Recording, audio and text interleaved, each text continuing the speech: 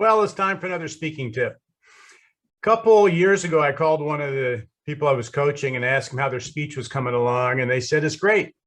I'm just knocking the shine off of it. And that was a great comment because so many times I've done this, and so many times I watch people try to create that perfect speech and have it be flawless and smooth.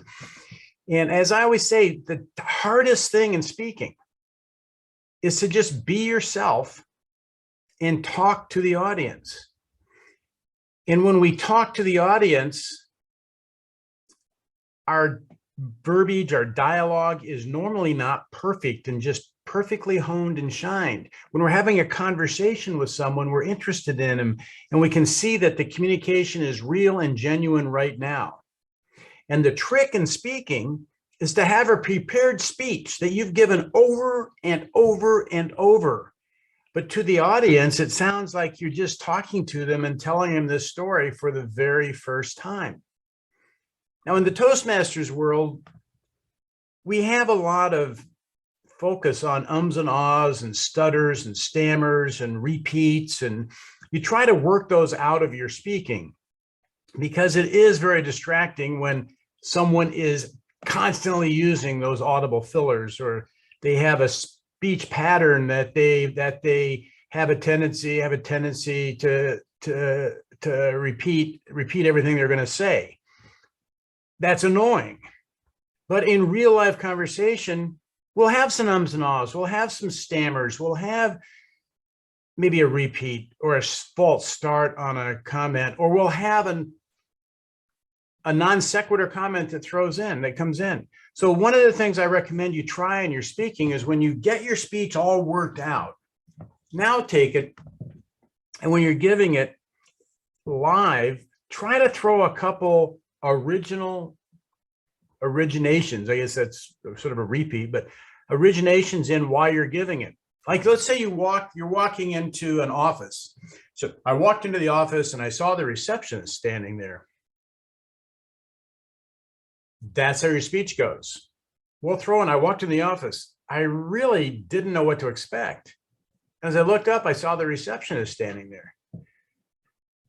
The comment, I really didn't know what to expect, is something you never said before.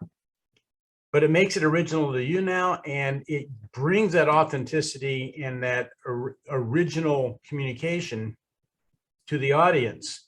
Because when we're throwing a couple little comments into our speech that we don't always say, it does start to bring a more conversational tone and a more original communication to the audience. Because there's a disconnect that happens when we're just giving the speech in our head.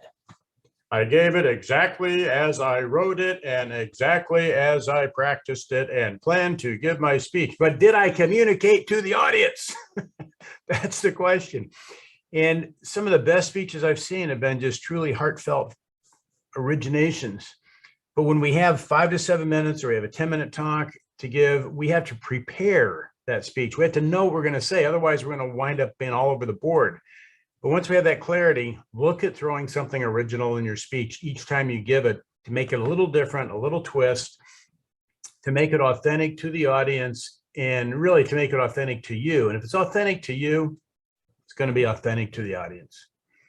This is a tricky little tip to apply, but if you can apply it well, it keeps your speeches fresh. It keeps you in touch with the audience and keeps you really in the present giving your speech, because you're throwing in some new things every time you give it. Just a tip, try it, see how you like it, see if it helps. If it doesn't, throw it out. Unsubscribe from my channel, never talk to me again. See, that was an original comment. I'll see you next week.